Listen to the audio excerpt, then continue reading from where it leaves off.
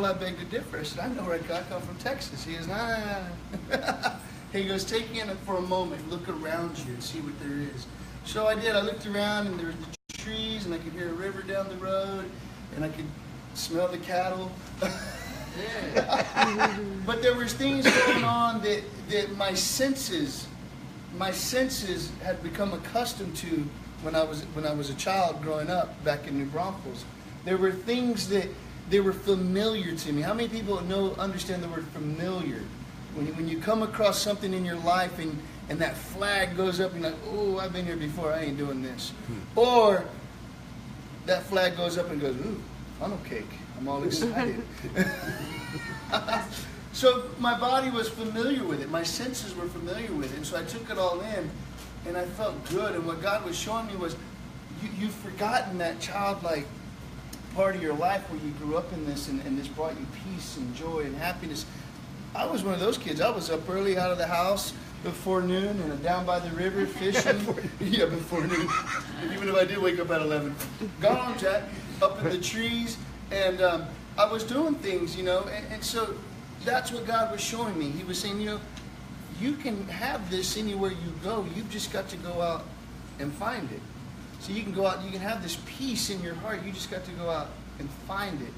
And so as I was praying, and I saw that, he switched it around, and I saw Jesus on the cross. And he says, you forgot where you came from. He says, you forgot where you came from. And I had to stop and think about what was it that Jesus did for me? What was it that the church of God had done for me in my life? What was it that God did in my life? It's not like I truly forgot it. I just forgot to be thankful daily about it. To sit there and go, Lord, thank you. Thank you. And what he was showing me was the imbalance in my life was when I would get up, I would think about producing, right? Producing for work, producing for people. I would think about the money that needed to come in. I would think about a new location. I would think about anything other than just saying, hey, Lord, thank you. Thank you. This is a good day. See, when I was a kid, how many people love recipes? Recipes are okay for me. They're okay. See, I'm afraid that if the world, I'm not afraid, I'm not going to say it. There's a challenging thought that if it hit the fan, not too many people would survive. If it hit the fan, not too many people would know what to do. See, because a lot of people, they can't do anything unless they got everything. They can't accomplish anything unless they got everything. If the odds are stacked against them, they just quit. But when you read the Bible, the odds were always stacked against them. That was the miracle, right? We got people sitting here today, I've shared this with y'all before, fought cancer. We believe they were healed. They healed. I got a brother in here today, I watch him and he prays and he sings along with the music. We go a year back, he told me, that's not me. It's not me, I love him dearly. But my whole point is recipe. See, people can't make cornbread these days unless they got milk. But where I come from, your recipe didn't matter if you had milk. The recipe, what was in the refrigerator. When you opened up the refrigerator, that's what you had. That was your recipe. You didn't need a recipe to build anything because you already knew what's in the refrigerator. That's what we got. And we made meals. Sometimes we got to remember that we don't need the perfect person to have a great marriage. That's right. We don't need the perfect place to have a great church. We don't need the perfect number. What we need is to know that our God is perfect in every way. Our visions can be clouded by what our mind tells us is right. But God says, I'm the one that set the borders. I'm the one that told the ocean when to stop. I'm the one that put the birds in the sky. I'm the one that took dust and formed you out of it. I'm the one that took a rib from you and gave you a woman. I'm the one that saved you. I'm the one that gave of myself so you could have a Savior. I'm the one that built the cross. I'm the one that set it up. I'm the one that conquered death. I'm the one that conquered sin. I was God before anybody told me I was God. I knew I was God. I didn't have to be told I was God. And he says, all I'm trying to tell you is to know that you're my child. Nobody has to tell you you're my child. You should know that. Yeah. Why? Because I wrote a book about you. You're in here. If you don't think you're in here, read it and tell me you don't identify with something you see. So the whole point was balance. Where's your balance lie at? Where are you, when you wake up in the morning, it's okay. If you want to let them run, that's fine. I don't care. Come on, buddy. Come preach with me. See, balance is an important thing in life. If you don't eat right, you get unbalanced. If you don't sleep right, you get unbalanced. If you don't praise right, you get unbalanced. If you don't study, you get unbalanced. Nobody can take the gift that God gave you until they start doing what you're supposed to do. You get what I'm saying? Nobody can take that gift away from you until they start doing what you're supposed to be doing. Because now, God looks at this and He says, look, there's positions to be filled, and I made it for you. But since you're not going to do it, I still got to fill that position. Yes. Now, He doesn't just put anybody there. He never did. If you read the Bible, He never put anybody just to fill a spot. I worked for restaurants all my life, most of my life. There'd be people there, show up 2 hours late, never get fired. Got a raise. How'd that work out for you? I nearly cut my finger off trying to ponder that one day. And I used to ask the managers of the restaurants, I said, why do you keep this person here? They're not doing anything. He goes, well, how are we going to fill the spot? And in my mind, the logic told me, what do you mean how are you going to fill the spot? People are already filling that spot because he's not there. So the thing is we were getting the gift that he was supposed to get. The money, the hours, the overtime. See, God will put someone there and give you their gift. If you pay attention, if you listen to what He has to say. How many, if I said, what's a familiar song to y'all? Think about any song. Think about the words. Can you hear them? A song that you like to hear. If that song came on, you don't even need to hear the words to the song. You just hear the beat. And instantly you go and you start bobbing your head, right? Yesterday we were out here and we started playing Mexican music, and I watched this dude start dancing. He ain't Mexican. But he was dancing, man. But he just heard the word, the music, and he didn't understand the language. But he was moving to the groove, baby. So here's the deal. Do you move to the groove when God starts talking? Or do you say, what's that? What? Huh? Is it a different language? If it's a different language, you might need to go back to class and sit there for a little bit and study the language of God. Okay? All right. We're going to read out of Joshua. And we're going to read out of Joshua 10. We're going to read 14 through 25. You guys got your time signs? And we're going to talk about some odds that go against us sometimes. We're going to talk about challenges. We're going to talk about defeat. How many people here have lost something and then you tried to fight to get it back? How many people? Let me ask you, here's a challenging question. And you can be honest as you want to be. How many here feel like your boat has passed you in some areas of your life? Okay. How many people reminisce about the boat you used to be on? The way life used to be. There you go, when you had feathered hair and acid wash jeans.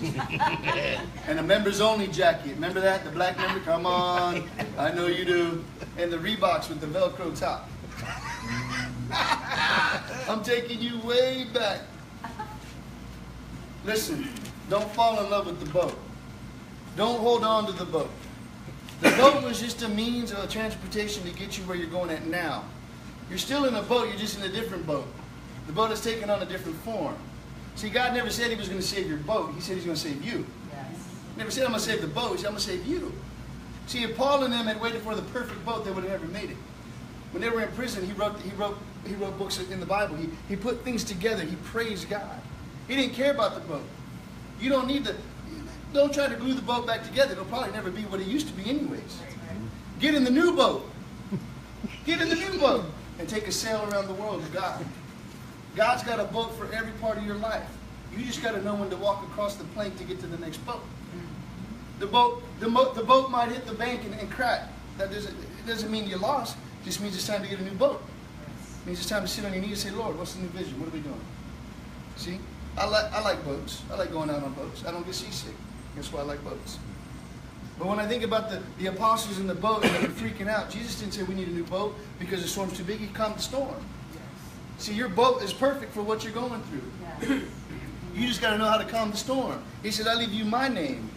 right? He said, I give you my name as an authority. So you got to know how to use your authority. You got to know how to raise your hand and say, whoa, stop. Done. What did we talk about last week? What's your new word? Oh, you done forgot. Who? And you got to say it with some magic, like, who? When the devil raises his head, you go, who? Because if God before us, then who can be against us, right? Yes. So when that financial problem comes, you say, who? Almost like you're in disbelief. Who? When divorce comes knocking, who? I don't think addiction. Who? What? See, you got to fight with the word. Jesus didn't come in and have to sit down and have class with the enemy. He knew the word. And he knew his authority. So we're going to read about Joshua, another one who knew his authority. And as we read through this, I want you to catch a couple of things. Because what we're talking about is victory and still battling. Okay, we're talking about victory and still battling. And sometimes the odds, they seem like they're just so against us. So we got victory and we have still battling. For some of us, we have wait till tomorrow. We'll be right back. All right, and you're going to read about that too. All right, so I'm going to start reading here. Actually, I'm going to start at the beginning of 10, and I'm going to read through 25. But I want you to focus on 14 through 25. And I want you to hear this in the natural, in the physical, but I want you to consider it in the spiritual. Okay? One more time. I want you to hear this in the physical and the natural, but I want you to think about it in the spiritual, in your life.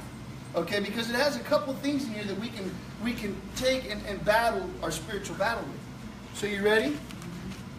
This is 10. It says, Israel defeats the southern army. It says, Adonai-Zedek, king of Jerusalem, heard that Joshua had captured and completely destroyed Ai and killed its king, just as he had destroyed the town of Jericho and killed its king. He also learned that the Gibeonites had made peace with Israel and now were their allies. He and his people became very afraid when they heard all this, because Gibeon was a large town, as large as the royal cities and larger than Ai, and the Gibeonite men were strong warriors. Let me give you a little history. We're going to read through here, and Gibeon was actually supposed to go against Israel, but they stopped and said, yo, we see what you're doing. We'll just join forces with you. Okay, so I want you to hold on to that thought. And then it says, so King Adonai-Zedek of Jerusalem sent messengers to several other kings, Holam of Hebron, Piram of Jarmuth, I'm trying to say him right. Okay, Japhiah of Lachish, and Debir of Eglon. Come and help me destroy Gibeon, he urged them, for they have made peace with Joshua and the people of Israel. So these 5 Amorite kings combined their armies for a united attack. They moved all their troops into place and attacked Gibeon. The men of Gibeon quickly sent messengers to Joshua at his camp in Gilgal. Don't abandon your servants now, they said. They pleaded, come at once and save us. Help us, for the Amorite kings who live in the hill country have joined forces to attack us. So Joshua and his entire army, including his best warriors, left Gilgal and set out for Gibeon. Do not be afraid of them, the Lord said to Joshua, for I have given you victory over them. Not a single one of them will be able to stand up to you.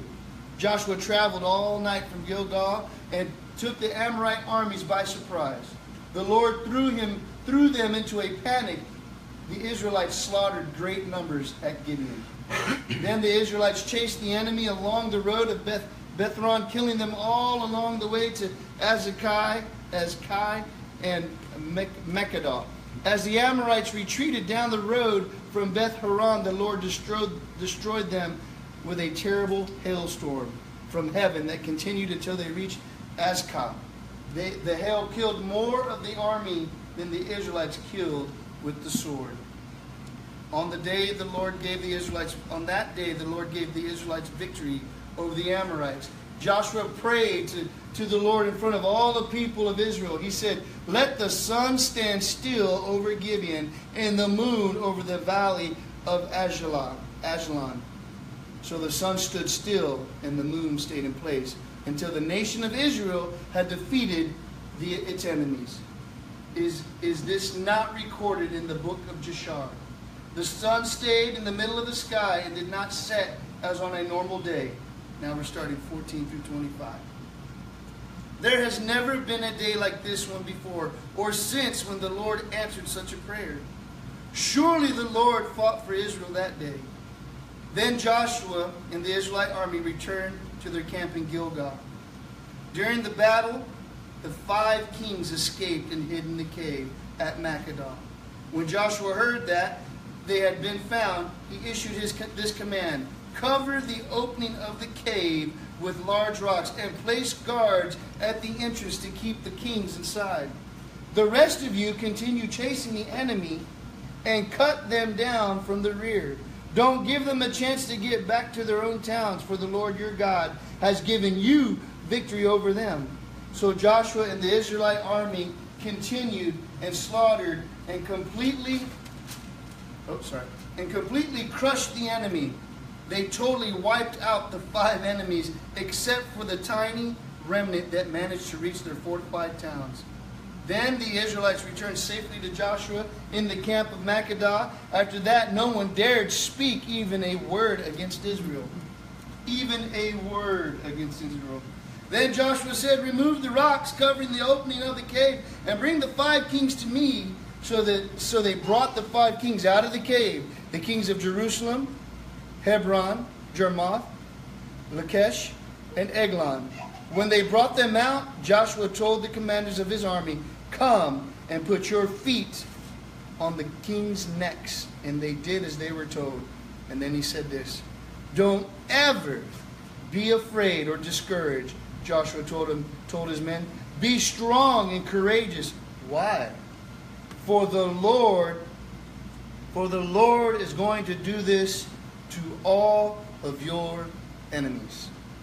To all of your enemies. And then it says, if we go to the next one, it says, then Joshua killed each 5 kings and impaled them on 5 sharpened poles, where they hung until evening.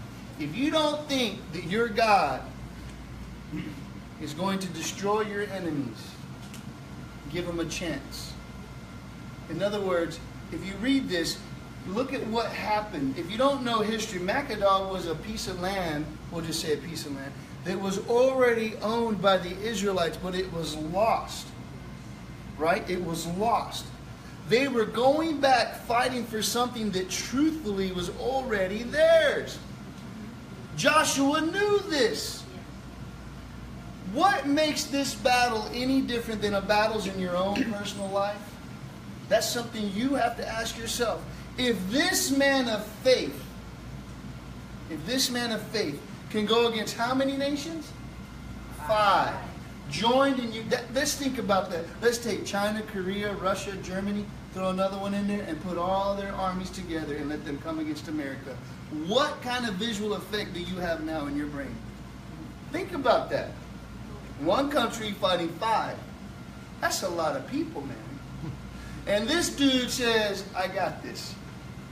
And what happened was, now let's look at this. There were supposed to be 6. But Gideon said, whoa, we're good. We'll fight with you. We'll fight with you. They joined forces with Joshua. So you got 2 fighting against 5. And Josh out there, I love Joshua. He's a good dude. That's great, buddy. So he's out there and he's slaying and he's fighting war. See, it's a spiritual battle. You cannot give up. You've got to fight. The funny thing about it is, if you haven't realized it yet, when God's trying to get you somewhere or when He gets you where you're going, it's a fight. It's a fight. You've been discouraged. I mean, He'll give you an idea and He'll say, run with it. It's a challenge to get there. Because your flesh will look and go, it's all stacked against me. How's this going to work out? Or you ever notice how the enemy will try to poke little things in front of you to make you think maybe they got a better vision? Maybe I should tie up with that. Maybe I'm not called. Maybe this. I'm not telling you I doubted that. Don't take me wrong. I know my place. But see, Joshua fought 5 nations. And here's the funny thing. Here's what blows my mind. Here's what blows my mind. They came after Joshua, and when they found and saw the might and not just in his fighting skills, but in his faith. What happened? They turned, and now the problem is running away from Joshua. Amen. So if you can't take that as an example in your life to fight the challenges that come across you and watch what happens, take notice of what God does, your problems will start to flee out the door. Yes. Now, do you think those problems would have not fled if Joshua would have gave them just a little bit of encouragement? What if Joshua would have said, ooh, I don't know. Ooh, right there, the enemy's got him. Oh, you don't know? Well, let me show you what we got. See, but no, Joshua knew his place, and he fought for what he knew to be true. How many of you have things coming at you, and it feels like you've got 5 nations coming against you in some part of your life? Raise your hand if that's you. I'm here to tell you today, put your foot on their neck, be strong and courageous, because the Lord will defeat your enemies. Yes. But you've got to believe that. You've got to stand on that. Now, he took the 5 kings and he put them in a cave, and he put a stone in front of that cave. And what did he say? Keep them there for a minute. Why do you think he did that? It's kind of like things in our life. I'm not able to deal with that right now, but I'm going to get to you. Just wait a second. I'll be right there. We have things in our life such as anger, bitterness, abandonment, whatever it is, that we battle right now. There are other things in our life that we have to say, you know what? I know I've got some things going on, but God says just put it on hold for a minute. Let's deal with this right here. Let's deal with this right here. Let's take care of the things that have come at you and left remnants in your life. Let's get rid of all that first. And then we'll come over here and we'll take care of these. So you opened up the door and you let the kings come out. That's a big thing. You got a king on the ground, you got your foot on his neck. There are some things in our life that are taking position that don't need to take position. There are some things in our life that have taken a standpoint of leadership, and they're not supposed to be there. I don't know what that is for you. It could be anything. It could be the ones we've listed: anger, bitterness, loneliness, wrath, judgment. And we've got to call those things down, take them out of the cave and put our foot on their neck. How many people in here feel like you got it all together? Boy, you got Christ in your heart. You were baptized and the water was cold. It chilled your bones, but not your soul. And you came up out of the water, and what did you say? I got Jesus in my heart. I shared this the other night, though. I got Jesus in my heart. Yeah, but you got your grandfather in your bones. You got your grandfather in your bones. There are things from our family that came through. Some genetics, spiritual genetics that came through from the ancestors in our past. We got Jesus in our heart, but he's got room and board with somebody else. And it's up to you to figure out which one you're going to feed more, right? What's the old Indian say? You got 2 wolves. Which one you going to feed? See, Jesus is in your heart, but he's sitting there next to your grandfather who had all the luggage that he gave to you. Here, son, this is your luggage. You take it now. You know what luggage I'm talking about. It smells like old leather.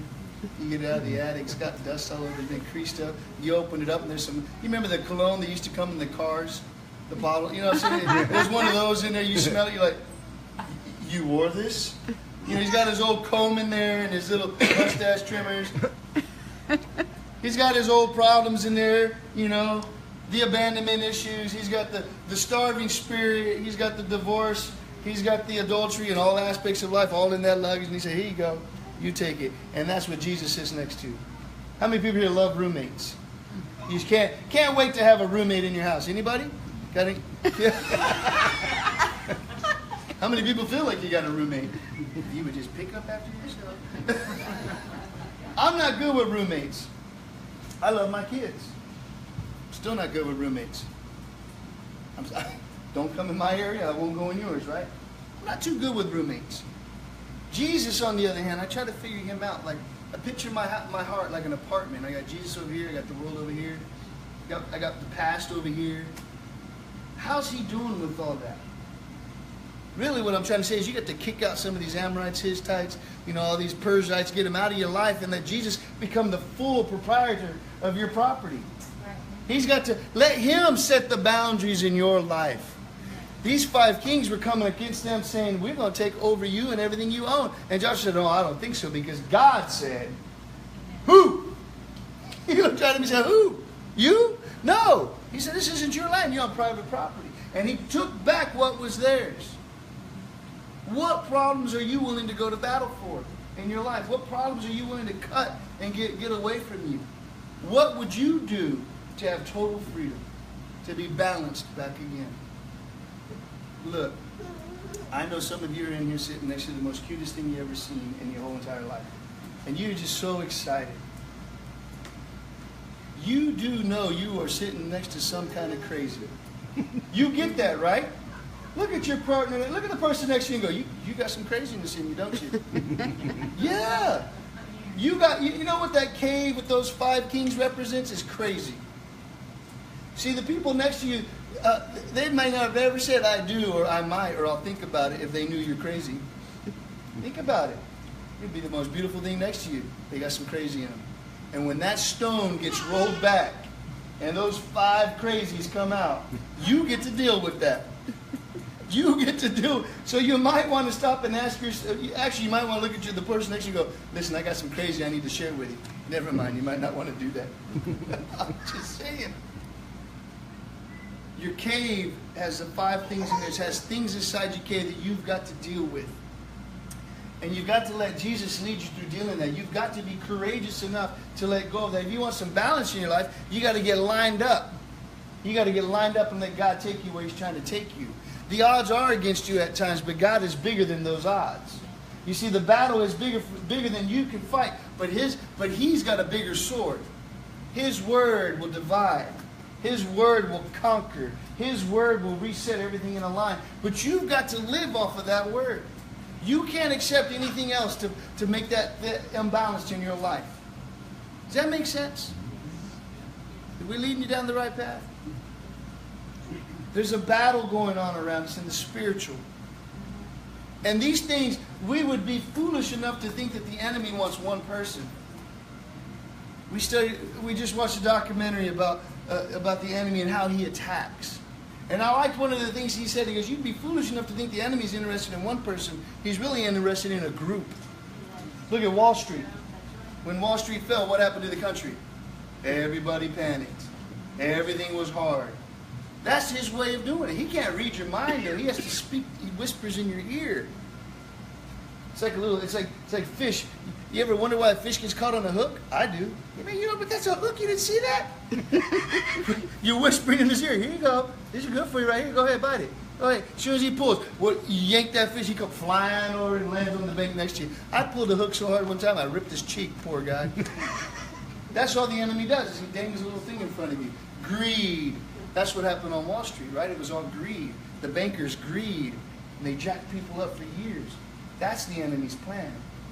I mean, don't look at your kid and proclaim that the enemy's on them and in them. Don't do that. Pray for them. Give the enemy a little too much credit. So Joshua, he wakes up one morning and he realizes, hey, you know what? We own this property. This has been in our family for years. And they're going to come and try to steal it back from us? No. We're going to stand our ground today and we're going to fight for what's ours. What is yours right now that the enemy's trying to take from you? Is it your sanity? Is it your marriage? Is it your family? What is it right now that the enemy is baiting you with? And that he's getting you to buy into it? Is it a vision of something that you know deep down inside doesn't line up, but you're going to go for it anyways? Only to suffer the consequence years later? How many people ever had water damage in your house? Isn't water a great thing to have coming through your ceiling? So I walked in the house one day and they said, you know what, we're just going to replace the whole roof. We're just going to take care of everything. And it's terrible. It's been ruined. I said, well, why are you going to do that? They said, well, we got this leak. And it was a leak like this. It was like right here. And when we get up there and we look around, there ain't nothing wrong with the roof. Not a thing. But what happened was, about 10 feet up, there was a pipe that came through the roof. They're perfumes. They let the stinkiness out of your house. And there's a little boot that slides over that pipe, and it had rotted, creating a problem. That boot is supposed to hold that pipe snug and not allow anything in from the outside. No water, no bugs, no whatever else, right? Well, it had rotted and deteriorated. So almost 10 feet away, it started leaking over there. The problem was over there. But it had traveled 10 feet down and started dripping. Little by little, little by little. And then on one bad storm, it opened up. Enough water came through. In your life, you got things that started way over there. Way over there, beyond the decision you made. And it has traveled and traveled 5, 10, maybe 15 years, and it finally shows its destruction. And so we look at today like, what did you do? That's my favorite thing. What did you do? It's you. You did this to me. No, it was a decision I made years ago that finally affected everything today. One bad storm broke the levee, and it finally flooded in, and it just took over, and I didn't know how to stop it. Until I figured it out, I said, Lord, what was it that I'm bearing fruit today? What did I decide? What seed did I put in the ground, theoretically, that needs to be battled now? Because I'm bearing fruit of it today. And he starts to show you these things where he wasn't involved in your life, where he wasn't there with you to make those decisions, where you did it on your own and you created your own havoc in your life. And I said, but Lord, it looked good. He said, it always looks good. That's why the fish always takes the lure. It looks good. He said, but I gave you the power of reason. He said, I gave you a brain. I gave you emotion. He said, but I gave you me first. And so these problems that we have today, sometimes we have to look at where did they start? And was God ever included in those plans? Because if not, then we wreak the havoc today. Now, you got people that talk, you know what, sometimes, how many people here live on the GPS? Been here for years and you still need a GPS to get somewhere. Isn't that embarrassing? No. I remember moving to Denver, Colorado with this kid right here. And she ends up in parts of Denver that ain't nobody ever supposed to be in. But she made it home. We didn't even know what a GPS was. People said, I said, Jeep, what's a gyps? Why do I see gyps? What is this? She didn't have no GPS. She had a map. The good thing, GPS can be good and bad though. So like when I go home and I don't know, I grew up there, and I need a GPS to get across town and somebody calls me, I turn it down so they don't know I got a GPS on. Hey, before you grew up here, I know. It's embarrassing, right? But you should be kind of proud of your GPS, because my GPS only kicks in when I need it when a turn's coming up. That's the only time my GPS kicks in sometimes. Sometimes God don't say much. Sometimes he don't say much at all. Because you're okay, you're doing okay. Or he's waiting for you to figure out you need to do a U-turn. But sometimes he don't say nothing until that turn's about to come up. Hey, psst, you might want to slow down.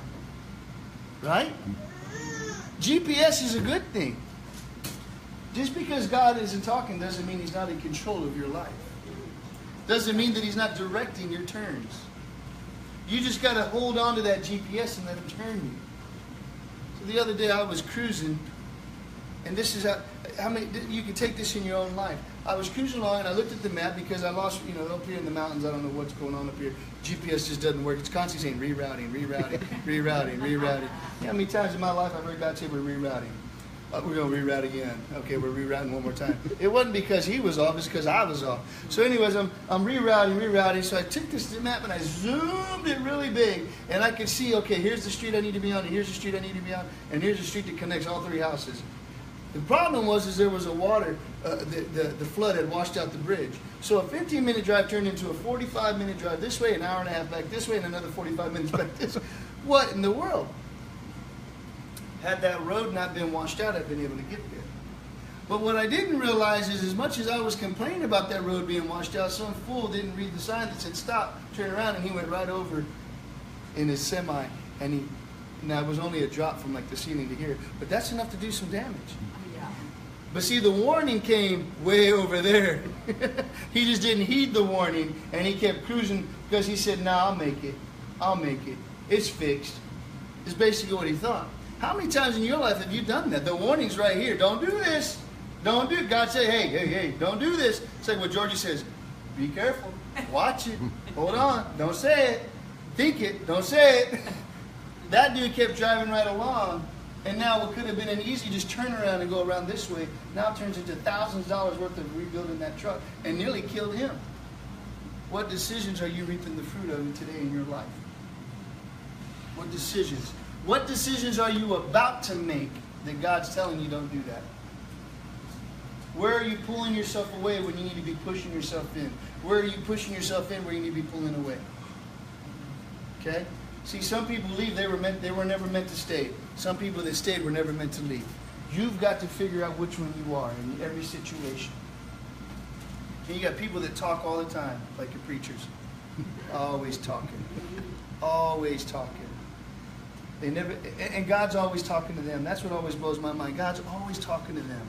You ever done that, Jay? You go down to the store and someone says, oh, you know, I knew it. God told me I was supposed to come here today. He told you you were supposed to come to Giant. Hey, God told me I was supposed to come by this meet today. He told me what to wear today. I have never known God to ever do that. Get up, put your blue jeans on, put that shirt on. There you go, you look sharp. God's always talking to these people. They always got a word for somebody. I got a word from you from God. I ain't seen you in 5 years and you got a word for me now. I've called you 5 times and now you got a word for me. God's always talking. God's, listen, some things, the reason why he's not talking is because he's letting you build your faith. He's letting you build your trust in him. So when you're walking along and you just don't hear him talking, it's not because he's not. He's letting you get to where you need to be. Okay? I've never known God to tell me when I got to go to the restroom. Or when I got to get up and comb my hair. You get what I'm saying? You get the point behind it? Okay. Taking back things that you've already owned. If you're done, if you're sick and tired of having to refight for everything, just realize the authority you have and just own what God already gave you. Own what he's already given you. Own your marriage. Own your family. Own your life with him. Let him show you how to live that life. Okay? Is it time? Nobody's paying attention? We're good? Yeah. All right. Listen. We're going to wrap it up with prayer. If there's anything you're dealing with today, if there's anything that God's trying to help you through, if there's anything that he's trying to show you and you're battling and you need some prayer, then come talk to me.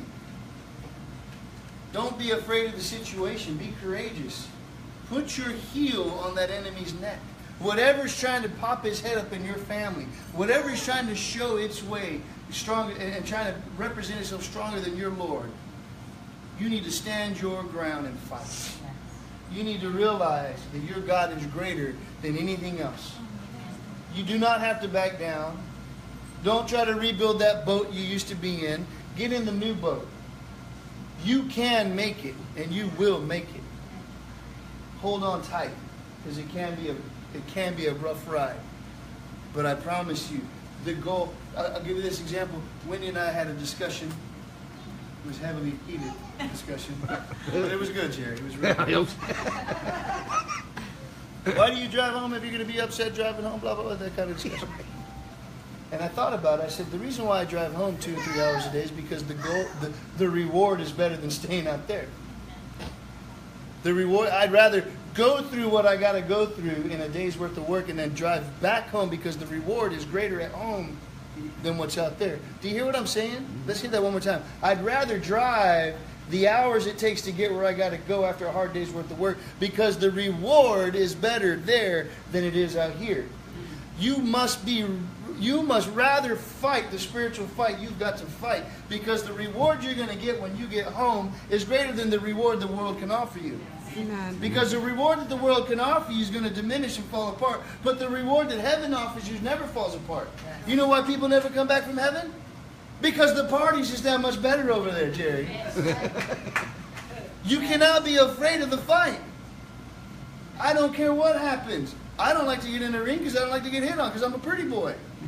But I'm going to get in the ring of the fight because the spiritual battle that I got to go through, the reward I get is better than what I had before and what I got now, and it's going to be greater than what tomorrow brings. So I'm going to keep up a good fight. See, I can't make it on what I used to be, I can't make it on, our marriage will never make it on what it used to have. That's right. See, you can't be saved what used to be. You can only be saved by what is. What is Jesus in your life? What is Jesus to you? What is Jesus to your finances? What is Jesus to your family? What is Jesus in every situation in your life? You can't be saved on what was or what could be. You're only saved by what is. What is He to you? Do you have a relationship with Him? Are you taking the time out to talk with Him? Or does Facebook and the news and your telephone got more of a relationship with you than anything else in your life? Or your problems? How many people just love to irrigate problems? You just got to lift them up and let everybody know what your problems were. See, you've got to decide who's the Jesus in your life. You've got to decide who's the Jesus in your life, the Savior. What is carrying you daily? So we get back to the balance question. It's not that I'm saying you can't work. And I'm not telling you to put every problem in your life is from the enemy. Sometimes they're just challenges we're just going through because it's building us up. You've got to get through that challenge so that somebody behind you can get the answer from you. Jesus will lead you through it. You get it. I got it. Then you can relate. Do you know why Jesus came in man form? Does anybody understand that? Have you ever stopped and thought about why God had to come and walk on a dirty road, wear sandals, wear a robe, get persecuted? Do you ever think about that? How about deal with temptation? Deal with pain, physical pain. Deal with fear and anxiety. Well, but He's God. He didn't feel that. No, Jesus felt that. Read your Bible. You see, because you couldn't relate to God unless Jesus came. You said, I'm tired. He goes, what's tired? I'm afraid. What's that? Well, it hurts. What hurts? What's hurt? God didn't know all that. He couldn't relate to you until He came in man form. And you said, but I'm being tempted. And Jesus says, I know. I've been there. But I got a bunch of naysayers. He goes, yeah, I told one of them, stand behind me, Satan. You know, but I got fear and anxiety. I've been there. I bled in the garden for you. Yeah. But Lord, I'm sad. I've been there too. I cried for you. I prayed for you. Lord, I feel judgmental. And He says, hey, listen, I cracked the whip in the temple. I lost my mind. I got angry. He didn't lose his mind. He got angry. You see what I'm saying? Had God not come into man form, in a man's form, how could He relate to you? How could you relate to Him? Right? So you got to get off the island you're sitting on. Listen, I'm not trying to come against you. I'm just saying, get off the island you're sitting on and start getting out there and relate with other people. Yesterday we had a little picnic here, and one of the women made a good comment. She said, how do we reach the unsaved? I said, it's real simple. You get out. You be available. You do whatever it takes.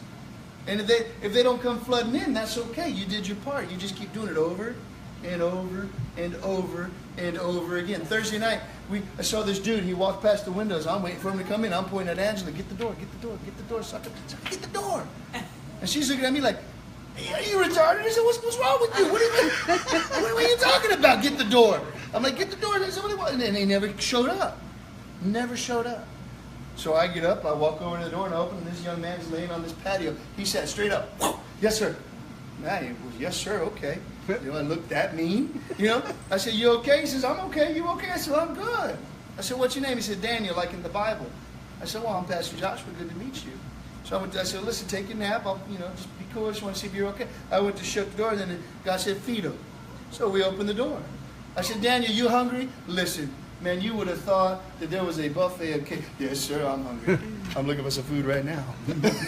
His eyes got that big. I need some food. We brought him in here. He ran straight upstairs. He washed his hands. He came back downstairs. The boy ate a plate of food. I almost got mad. Don't you take that last brownie?